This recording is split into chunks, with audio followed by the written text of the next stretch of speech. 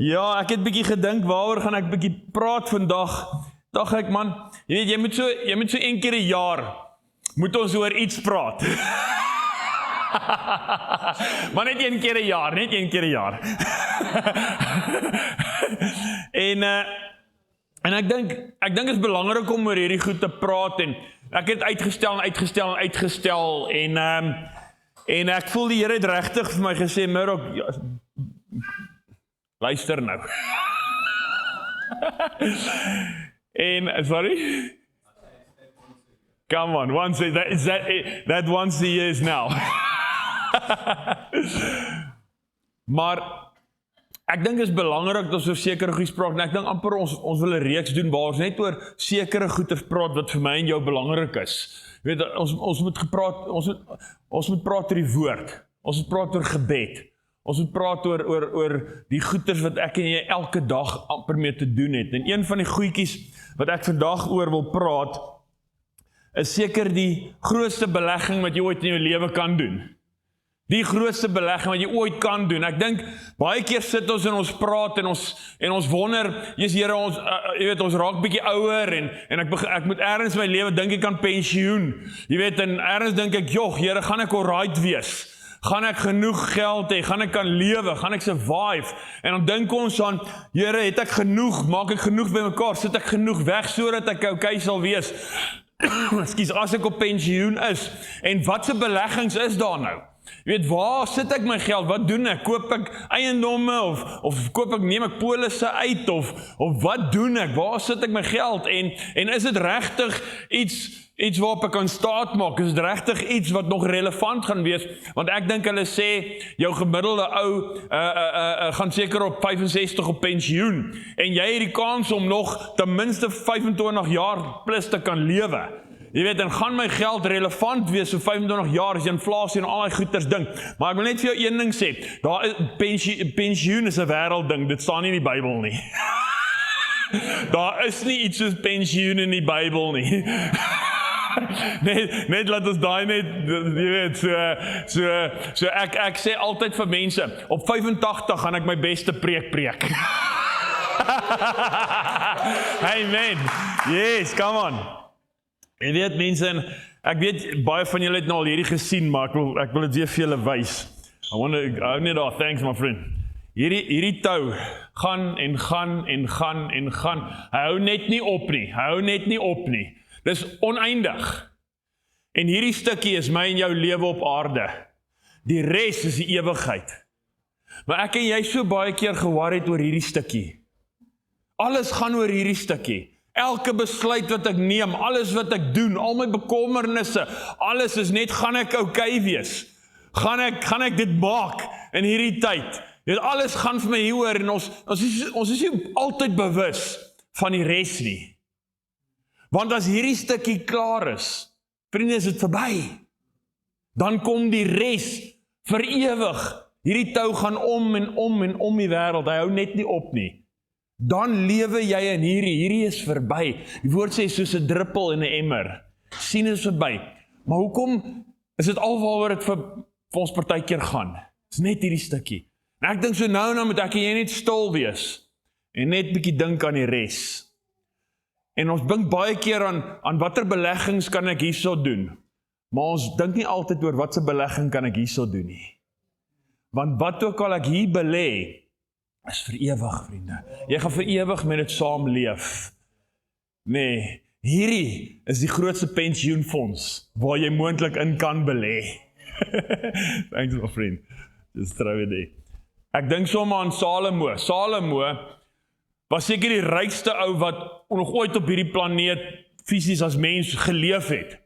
Die woord sê dat in Salomo se tyd was silwer soos klippe geag. Soveel silwer het hy gehad, dat dit later so werd was soos klippe, so baie was dit. Maar ek wil vir jou sê, vandag is daar nie 'n sent oor van wat Salomo gehad het nie, alles is weg. Maar soos wat ek en jy hierso staan, leef Salomo met wat hy in sy ewige pensioenfonds belê het. En ek wil met jou praat oor ons belegging, dat ek en jy plaas in die koninkryk van God. Want weet jy, die wêreld werk op persentasie groei. Maar die koninkryk werk op vermenigvuldiging. Dus kom hy sê, as jy saad in die grond sit, dan kry jy 30, 60, 100voudig. Al hoe die duiwel dit kan, wat is die woord? Doen, namaak, is om te dobbel. As jy R1 ingooi, dan wen jy dalk R4, of wat ook al, ek weet nie, werk nie goed nie. Maar dis al, verder, die wêreld werk op persentasiegroei, God werk op vermenigvuldiging, die wêreld werk op gee en ontvang, die koninkryk werk op saai en maai. En ek wil 'n bietjie met jou praat oor dit vanoggend. En ek wil net begin met hierdie skrifgie wat julle nou al gehoor het, maar ek wil dit net gebruik as die fondasie. Dit sê, moenie vir julle skatte bymekaar maak op aarde, waar mot en roes verniel en waar diewe inbreek en steel nie. So ek wil nie vir jou sê, moenie skatte bymekaar maak nie. Ek meen, moet ook nie dom wees nie. Of wat is dom die regte woord? Mag ek dit gebruik? Moenie onverskillig wees nie.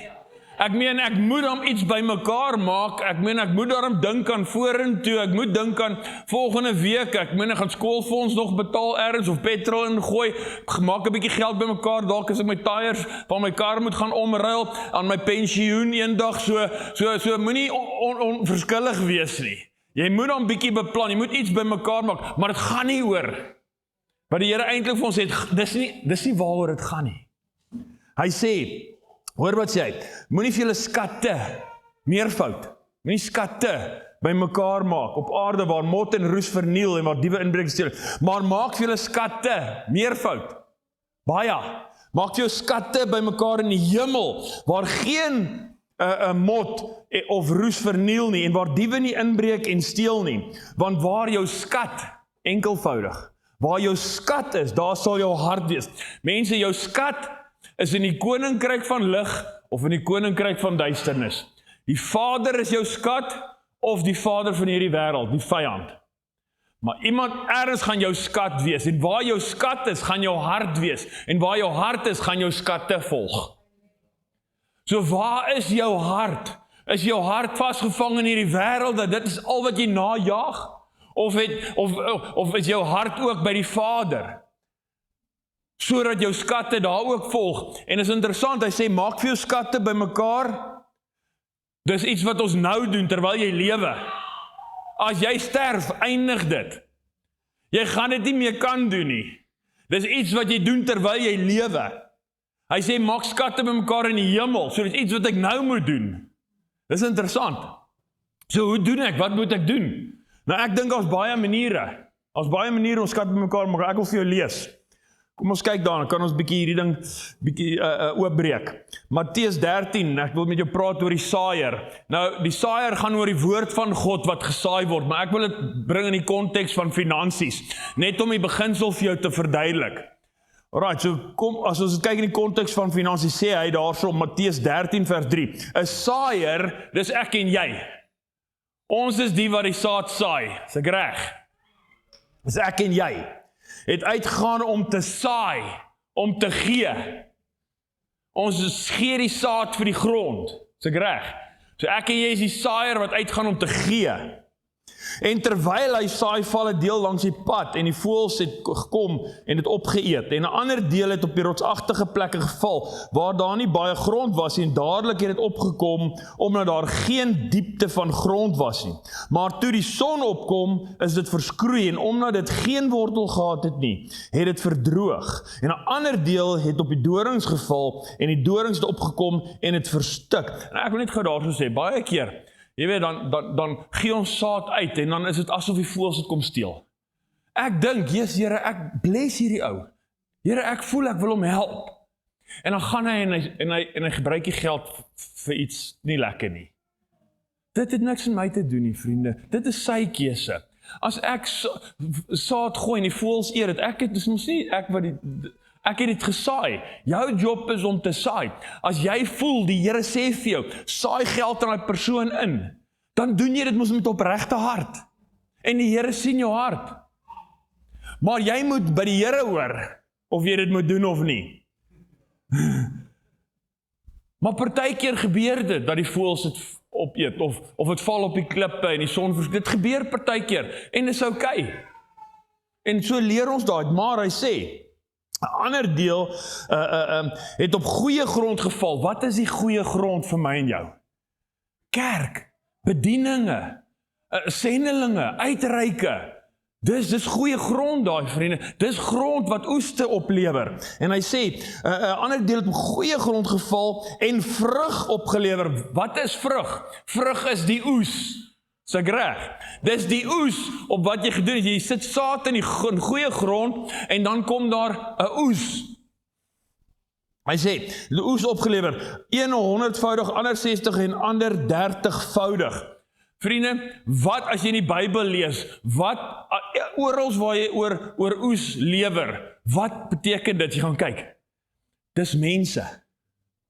Die Here sê die woord, ek wil jou skrifgie lees daarso. Ek gaan nou vir jou lees. Daai. So ek en jy ontvang saad, dan is ons 'n saaier en ons vat die saad wat God vir ons gee, ons saai dit in goeie grond en die woord gaan uit, want hoe sal hulle glo as hulle nie die woord hoor nie? En hoe sal die woord hoor as iemand nie preek nie? En hoe sal iemand preek as hy nie gestuur word nie? Sien, so ek en jy sit saad in goeie grond, sê nou maar die kerk, ek sê nie om vir geld te vra nie. ek vat nie 'n salaris nie, net so vir die wat gewonder het. jy sit saad in die kerk en die doel van dit is, laat die woord uitgaan en verkondig word, dat moontlik maak vir ouens om uit te kan uitgaan en die woord te verkondig, en dan die wat nie die woord ken nie, hoor die woord, dit maak hulle vry en hulle word te oes. En jy ontvang skatte in die hemel. Want wat is jou skatte in die hemel? Wat kan jy saamvat? Niks op hierdie aarde nie, nee, maar ons kan mense vat. Ons kan mense vat. En dis iets wat jy bymekaar maak terwyl jy op aarde is. So mense, ek en jy sit saad in mense in grond, sodat mense die woord kan ontvang, sodat hulle lewens verander kan word, sodat ek die skatte in die hemel kan bymekaar maak. So nou is die vraag, hoe maak ek skatte in die hemel bymekaar? Deur te gee. En dit hoef nie altyd net geld te wees nie. Dit kan my tyd wees. Dit kan 'n kuier wees. Dit kan 'n toebroodjie wees vir iemand. Dit kan 'n stop by iemand in die hospitaal wees. Daar's verskillende maniere hoe ek goeders kan gee, sodat mense se lewens verander word en geïmpakteer word deur die woord van God. En so in hulle lewens verander en hulle word deel van die oes. En hulle word skatte in die hemel.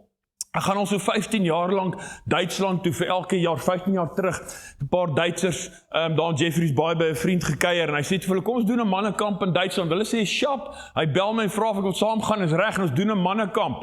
En daar's nou al 'n groepie leiers wat al opgestaan het en wat ons al opgerig het, en hulle doen al kampe oral in Duitsland en hulle doen dit al op hulle eie. En ek het so nou aan 'n Zoom met die ouens, en nou met die laaste Zoom vertel vir my dat 'n kamp nou in Maart gehad. En hulle het 'n klomp manne daar gehad, en die Vrydag aand, toe gee 13 ouens hulle lewens vir die Here. Vriende, ek was nie daar nie, maar ek het saad in die grond. Ek het saad in die grond. Want ergens het iemand gesê, Here, ek gaan 'n vliegtuigkaart koop, ek gaan Duitsland toe gaan, ek gaan daai klomp Duitsers gaan die woord van die Here gaan gee. En oor die jare het die klomp van die Duitsers het gevat en lewens geïmpakteer, en hulle het opgestaan en sê, ons wil dit dupliseer, en nou doen hulle kampe, en Duitsers gee hulle harte vir die Here. Dis 'n miracle. So 'n ander vriend, sy naam is Wolfgang, hy is ook aan Duitsland. Praat eendag met hom, hy sê vir my, ja, dan vertel net sy storie hoe een van die kampe sy lewe aangeraak en sy lewe verander, en in elk geval, hy sê hy het nooit gebid nie, nooit niks, hy kon nie bid nie, hy is te bang, skaam, hy doen net nie sulke goeders in sy lewe. Hy sê, maar weet jy, die Here is al so lank met my. Ek het na my buurman toe gaan, want my buurman het 'n bietjie depressie gehad, en ek het 'n halfuur vir hom gebid. Come on, is dit nie amazing nie? Saad in goeie grond, en daar's 'n ou wat die Here nie eens geken het nie, en hy bid 'n halfuur vir sy buurman. Ek meen, wie bid vir sy buurman vandag? Sit saad in die grond, vriende. Maar die Here sê, wees 'n blymoedige gewer. Nee, mense dink, ek moet gee om te ontvang. Mense, dis nie hoe dit werk nie, dis prosperity preaching. Jy gee nie geld en dan kry jy die blessing van die Here, nou gaan hy vir jou geld gee nie. Die Here gee vir jou in elk geval omdat hy vir jou lief is. Hy sê die voeltjies saai nie, hulle maai nie, en hulle het oral genoeg. En hoeveel meer werd is jy as hulle? Die Here gaan nie vir jou gee omdat jy gee nie, die Here gaan vir jou gee omdat hy vir jou lief is. Jy gee om skatte in die hemel bymekaar te maak. Jy gee om die wêreld te impakteer, om mense se lewens, want dis waaroor dit gaan. Vir die Here gaan dit oor mense. Het gaan oor mense. En die Here wil hê ons moet die woord uitkry daar buite. Ek moet 'n blygewige gewer wees. 2 Korintiërs 9 vers 6 tot 15. Vers 6, maar dink daaraan, wie spaarsaamlik saai, sal ook spaarsaamlik maai. Vriende, dis nie geld nie, dis jou hart. En geld is partykeer deel van dit. Wie spaarsaamlik saai, sal ook spaarsaamlik maai. Wie volop saai, sal volop maai. Dit beteken, as ek net sit, en ek maak 'n stoel warm, gaan daar niks om my gebeur nie. Want jy spaarsaamlik. Nie net met jou finansies nie. Kom ons eerlik wees, ons is eerlik in hierdie kerk, ons praat, ons sê die ware goeters. Ek wil jou nie offend nie, ek wil net vir jou sê, vriende, moenie spaarsaamlik wees met wat die Here vir jou gee het nie. Jou tyd, jou geld, jou koneksie met iemand, wat ook al. Nee, moenie spaarsaamlik wees nie, vriende. Belê jou pensioenfonds. Belê in jou ewige pensioenfonds. Die koninkryk het jou nodig. Jy moet saai, so die oes volop kan wees. Vers 7, laat elkeen gee soos hy in sy hart voorneem, nie met droefheid of uit dwang nie, want God het 'n blymoedige gewer lief. Hoe gee ek met blydskap? Ek moet begroot. Ja, ek moet begroot daarvoor. Kom as ons praat oor finansies. Vriende, as ek nie 'n sekere bietjie van my geld, al is dit 5 sent, ek gee nie om, dit gaan nie oor die bedrag nie, dit gaan oor die hart. Ek moet ietsiekie in my begroting, moet ek begroot om te gee. Want weet jy wat, as jy dit begroot, het jy dit afgeskryf. Dis maklik om iets weg te gee wat nie joune is nie. Verstaan? Ek meen, wat kan ek hier weggee wat nie myne is nie? Ek weet nie, Sherry, kan ek jou foon weggee?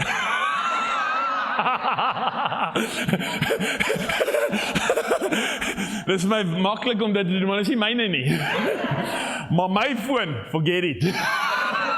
Ek gaan nog 'n bietjie vashou aan hom. Sien mense, dis hoekom, as ek 'n bietjie begroot, ergens ietsie, begroot in my tyd, begroot in alles, nee, begroot in my finansies, is dit afgeskryf en is maklik om dit te gee. Want iemand gaan die baas wees in jou huis, dis jy of jou beursie. As jy nie begroot nie, jy maak hy beursie oop, daai donkies praat, vra vir William. Hulle gaan vir jou sê, nee, dit is nog, nou is die 10de van die maand, joh, hy nog petrol en kos en kids en al die goeders en, jy kan nie nou nie, maar as jy begroot om te gee, jy maak jou beursie oop en hy wil sê, wow, sorry, dat is nie meer myne nie. Dis nie myne, is maklik om dit weg te gee. Ons moet begroot om te gee, en dan gaan jy met 'n blygewige hart, gaan jy kan gee. Vers 8, en God het mag om alle genade oorvloedig oor julle te laat wees, sodat julle altyd in alle opsigte volop kan hê, en oorvloedig kan wees tot elke goeie werk. Die Here wil voorsien, man. Jy weet, die Here wil in oorvloed vir jou gee, sodat jy kan gee. Sodat jy kan gee, want het gaan nie oor jou nie, het gaan oor die koning en sy koninkryk. Dis hoekom ons gee. Soos geskrywe is, hy het uitgestrooi. Hy het aan die armes gegee, sy geregtigheid bly tot in ewigheid. Kan jy sien, daar bevestig hy dit weer. Wat is ewigheid, totdat ek doodgaan? Nee, ewigheid beteken ewig. Tot in ewigheid. So hy is ewigheidsgefokus. En dit wat ek doen is, vir ewig is my pensioenfonds. En dit wat ek doen ek om vir ewigheidswaarde te hê. Vers 10, en mag hy wat saad verskaf. God verskaf die saad, vriende. God verskaf die saad. Mag hy wat saad verskaf aan die saaier, aan my, finansies om te saai, nie? Ook brood verskaf om te eet. Wie is die brood? Johannes 6. Jesus is die brood. So as ek saad in die grond sit, dan kry iemand die woord. Dis brood. Hulle kry Jesus. Jy sien, so saad lewer brood. So iemand kan eet, en julle saad vermeerder, hy gee, en die vrug van julle geregtigheid laat toeneem. Die Here groei die oes. Ek moet net saai. Die Here groei die kerk. Ek moet net deel wees. Vers 11, sodat julle in alles ryk kan word, tot alle milddadigheid, wat danksegging aan God deur ons bewerk. Want die bediening van hierdie hulpbetoning voorsien nie alleen in die behoeftes van die heiliges nie. So vriende, ek wil vir jou, dit wat hy daar sê is, ons moet ook na mekaar kyk. Is ons klaar deel van die oes? Yes, ons is klaar deel van die oes. As ek saad in jou lewe sit, dis nie noodwendig dat jy gaan oes word en jy is klaar oes, maar hy sê hierso, hy sê ons moet nie net vir die verlorenes, ons moet ook vir mekaar sorg. Ons moet ook na mekaar kyk, maar dit wat jy gesê het, kom ons maak 'n mandjie, kom ons bring by mekaar. Yes, dis skriftelik, hier sê hy dit, hy gaan dit weer vir jou lees, net om dit bevestig, want die bediening van hierdie hulpbetoning, om saad in die grond te sit, voorsien nie alleen in die behoeftes van die heiliges nie. Jy sien, so voorsien ook in die verlorenes van hierdie wêreld. So ons moet na mekaar omsien, maar ons moet ook die verlorenes bereik. Jy sien, yes, ons gee ook om mekaar te help. Okay, dan sê hy, maar ook oorvloedig deur baie danksegging aan God, so mense sal die Here lof gee vir dit. Omdat hulle deur die bewys van hierdie diens God verheerlik oor die onderwerping van julle belydenis aan die evangelie van Christus en oor die milddadigheid van die bydra aan hulle en aan almal. Terwyl hulle ook in die gebed vir julle na julle verlang vanweë die uitnemende genade van God aan julle. Vers 15. Maar God dank sy vir sy onuitspreeklike gawe. Wat se gawe? Wat se gawe? Die saad wat deur jou kom, nie van jou nie. Die Here bring dit deur jou. Dis nie, so ek vat geen eer nie. Alle eer gaan na Jesus toe. Alle eer gaan hom toe, want hy is die bron van alles. Jou besigheid of jou werk, dit is ek het hier geskryf, dit is net die instrument wat die Here gebruik om finansies na jou toe te bring. Maar jy is die kanaal en die wêreld is die doel. Jy sien, baie mense sê my besigheid is waar my geld vandaan kom. Nee, dis net die instrument wat die Here gebruik. So as dit swaar gaan, moenie hardloop na die Here toe, die bron, wat hy vir jou voorsien. Of as dit ergens 'n bietjie moeilik gaan, hardloop na die Here toe, en nie na jou eie vermoëns toe nie. Johannes 4 vers 35, kom ek lees vir jou nou van die oes, wat die ewige vrug is. Sê julle nie, dit is nog 4 maande, dan kom die oes nie. Kyk, ek sê vir julle, slaan julle oop en aanskou die lande, dat dit al wit is vir die oes. Kan jy sien? Hy praat van mense. Die Here roep ons op en hy sê, kyk man, die oes is al wit, hy's reg om af te haal, maar ek het arbeiders nodig. Bid die Here vir arbeiders, want die oes is reg, die mense is daar.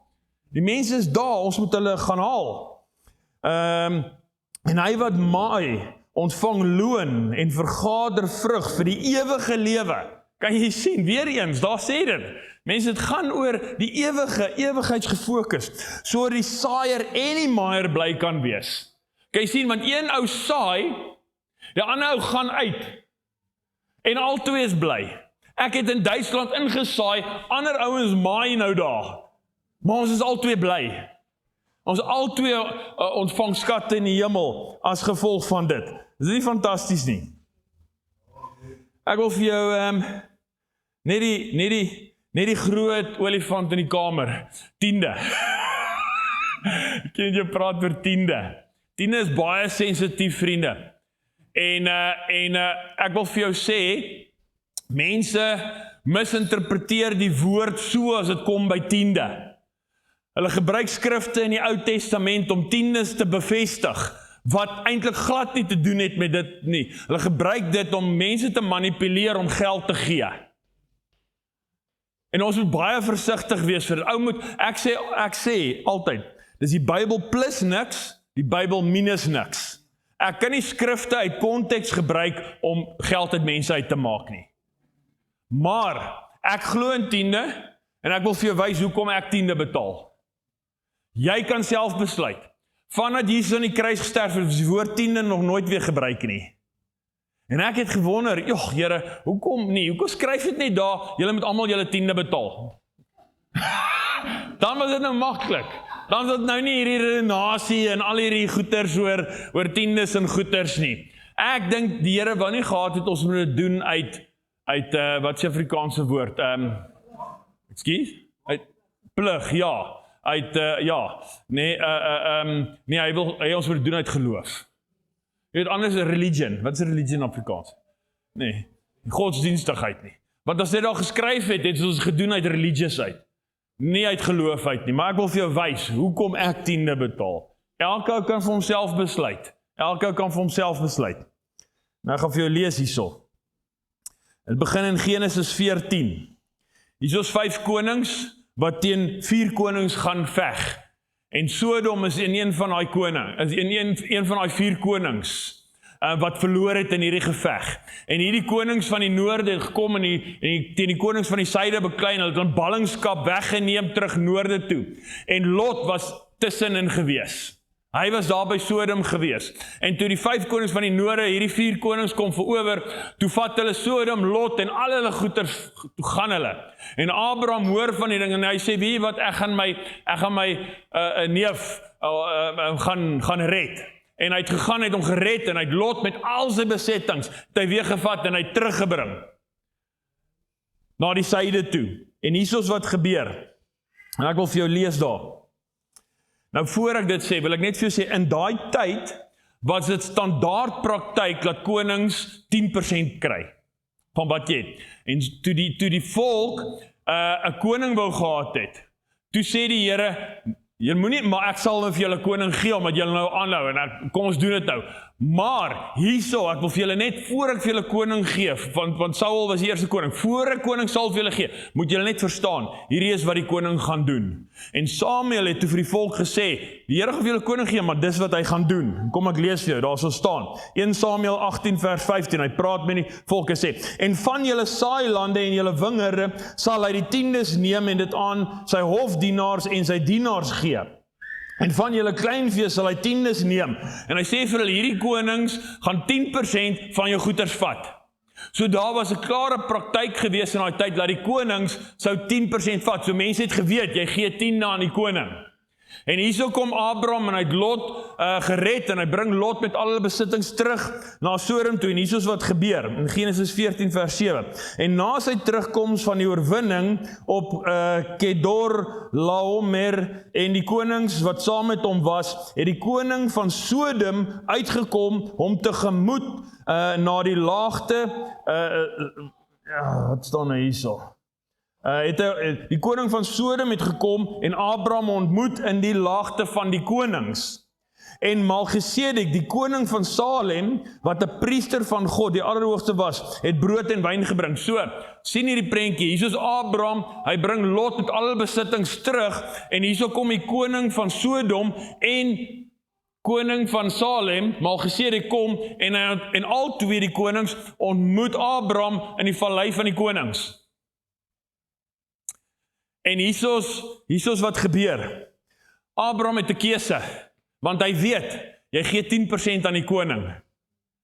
En Abraham het 'n keuse, en Abraham kies om vir Malchisedek te gee. Vir koning Malchisedek, en nie vir die koning van hierdie wêreld nie. En Abraham het gekies om 10% te gee. Abraham het gesê, die koning van, en dit is interessant, dat die koning van Sodom het gekom en vir Abraham gesê, weet wat, hou alles. Jy hoef my niks te gee nie. En dis wat die wêreld vir ons doen. Die wêreld kom en die wêreld sê, hou alles. Dis oké. Ek het genoeg. Jy hoef nie vir my te gee nie. Want hy wil jou bind. Hy wil jou bind. En Abraham het gesê, ek gaan nie laat mense sê, jy het my ryk gemaak nie.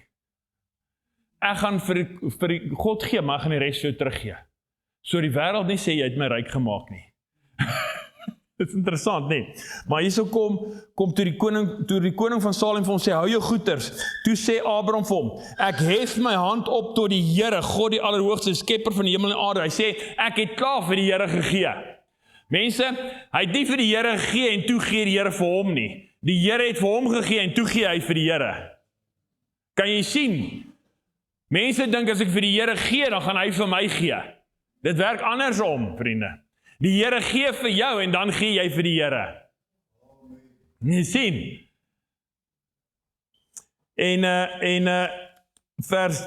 Genesis 13 vers 2, en Abraham was baie ryk aan vee en aan silwer. So dis die storie van die Ou Testament, dit was Abraham, 465 jaar voor die wet. So ek kan nie sê, ja, dit was die wet, wat gesê het, hulle moet tiende betaal nie. Abraham het tiende betaal, 465 jaar voor die wet. En nou wil ek vir jou wys, hoekom ek tiende betaal. Ek het daai keuse geneem. Want, as jy na Hebreërs 7 toe gaan, vers 1 tot 10, staan daarso, want hierdie Melchisedek was koning van Salem, priester van God, die Allerhoogste, wat vir Abraham tegemoet gegaan het, by sy terugkeer toe hy die konings verslaan het, en hom geseën het, aan wie Abraham ook 'n tiende deel van alles gegee het. Hy was in die eerste plek, volgens uitleg, nou praat hy van Melchisedek, hy sê koning van die geregtigheid, en dan ook koning van Salem, dit is koning van vrede, sonder vader, sonder moeder, sonder geslagsregister, sonder begin van dae of lewenseinde, maar gelykgestel aan die seun van God, bly hy priester altyd deur vir ewig. So, Melchisedek stel God voor, hy's 'n beeld van God. So vriende, as hy van Melchisedek sê hy priester vir ewig. So as hy priester vir ewig is, beteken dit, dan net soos wat Abraham voor Melchisedek gestaan het, staan ek en jy vandag voor Melchisedek. Ons staan voor die koning van hierdie wêreld en die koning van die heelal. En ek en jy het 'n keuse met wat ons doen. Gee jy vir God, of gee jy net vir die wêreld? Jy sien, en Abraham was die vader van geloof, en deur hom is al die geslagte geseën. En as ek en jy wedergebore is, word ek en jy gebore in die nageslag van Abraham, en word Abraham vir my en jou die vader van geloof, en die voorbeeld, want as ek 'n goeie pa gehad, wil ek tog sy voorbeeld volg, is ek reg? So, ek leer van my vader Abraham wat hy gedoen het, en dit gaan deur generasies, en vandag volg ek sy voorbeeld, want ek staan ook voor 2 konings. En ek kies om my hand te lig vir die Here, want weet jy wat, dit verklaar my afhanklikheid aan God. En dit breek my afhanklikheid oor hierdie wêreld. Want ek sê, Here, U is my voorsiener, nie hierdie wêreld nie. Daarom betaal ek tiende, en nou wil ek vir jou nog ietsie wys, net om dit te bevestig. Hy sê daar in vers 7, let nou op hoe groot hierdie man was, aan wie selfs Abraham, die aartsvader, 'n tiende van sy byt gegee het. Nou het hulle, wat uit die seun van Levi, die priesterskap ontvang, wel 'n gebod om, volgens die wet van die volk tiendes te neem, dit is van hulle broers, of skoon hulle uit die lendene van Abraham voortgekom het. Maar hy wat nie uit hulle sy geslagsregister aflei nie, het van Abraham tiendes geneem en die besitter van die geloof geseën. Nou word sonder enige teespraak die mindere deur die meerdere geseën. En hier neem wel sterflike mense tiendes, maar daar is een wat getuig word dat hy lewe. En om so te sê, het ook Levi wat tiendes ontvang het, deur Abraham tiendes gegee. Jy sien, en is interessant, Levi was 4 geslagte later. Maar hy het nog steeds asof in Abraham gedoen wat Abraham gedoen het. Sien, hoeveel geslagte is ons nou al? En omdat ek gebore is, doen ek nog steeds deur Abraham, soos wat Abraham dit gedoen het. Omdat hy die weg gewys het, as vader van geloof. Vriende, maar, hierso is hoekom ons gee. Hierso is hoekom ons gee. Ek gaan daai net skiep van Jakob, en ek wil eindig met hierdie, is hoekom ons gee. Psalm 89 vers 15, ek dink ek het dit al geshare, maar vir die wat vergeet of nog nie gehoor het nie, sê dit, geregtigheid en reg is die grondslag van die troon, goedertierheid en trou gaan voor u gesig uit. Vers 12, aan U behoort die hemel, aan U behoort die aarde, die wêreld en sy volheid. U het dit gegrond, alles behoort aan God. Nou as alles aan God behoort, is alles onder God, en dan wil ek van hom leer, wat doen hy, sodat ek kan dieselfde doen met dit wat die Here aan my toegegee het, wat onder my autoriteit is. Ek wil dieselfde doen. En dit sê geregtig en reg is die grondslag van die troon, dis die fondasie van die troon. Die Here se troon is gebou op geregtigheid en reg. Dis waar die Here vanaf regeer. Jeremia 6:16, so spreek die Here, staan op die weë en kyk en vra vir die ou paaie, waar tog die goeie weg is en wandel daarin, en julle sal rus vind vir julle siel. Die Here sê, soek die goeie weg, loop in daai goeie weg en jy sal rus vind. Wat is die goeie weg? Ek wil vir jou wys. Want hier is Abraham, en hulle wil kinders hê, en God kom na hom toe, en sê vir hom, Abraham, jy gaan 'n jaar van nou af, gaan jy kinders hê, en hier is die belofte wat die Here vir Abraham gee. Hy sê, want ek het hom, Abraham, verkies, dat hy aan sy kinders en sy huis naam is ons almal, na hulle bevel sal gee om die weg van die Here te hou. Hy gaan vir ons sê, wat is die weg? Wat is die goeie weg, waarin ek en jy moet loop? Om die weg te hou, om geregtigheid en reg te doen, so die Here aan Abraham kan bring, wat hy aan hom gespreek het. Kan jy sien, vriende? Die Here sit op 'n troon, wat gebou is op reg en geregtigheid. Die Here sê, soek die weg, loop in dit, so jy rus kan vind. En toe het hy vir Abraham die belofte gegee, die antwoord op daai belofte. Dit is die weg, Abraham. Dis geregtigheid en reg. Nou wat is geregtigheid en reg? Geregtigheid is om in right standing. Righteousness, to be in right standing with God.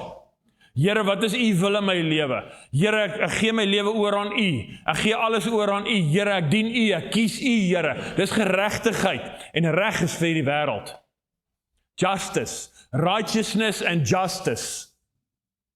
Ek kom in right standing met God en ek doen justice vir hierdie wêreld. Ek kom in geregtigheid met God en ek doen reg aan mense. Dis waaroor die koninkryk gaan, mense. En alles wat ek doen is dit.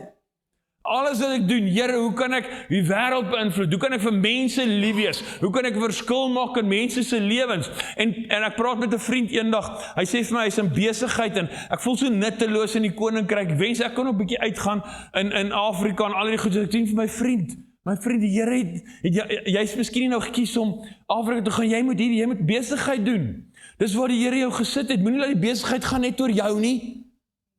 Maak dit moontlik vir iemand om te gaan, sodat jy saad kan hê daar.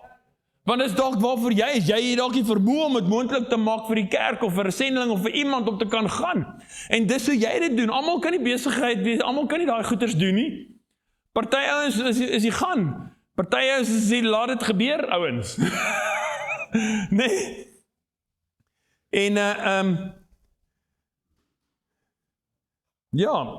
waar is ek nou?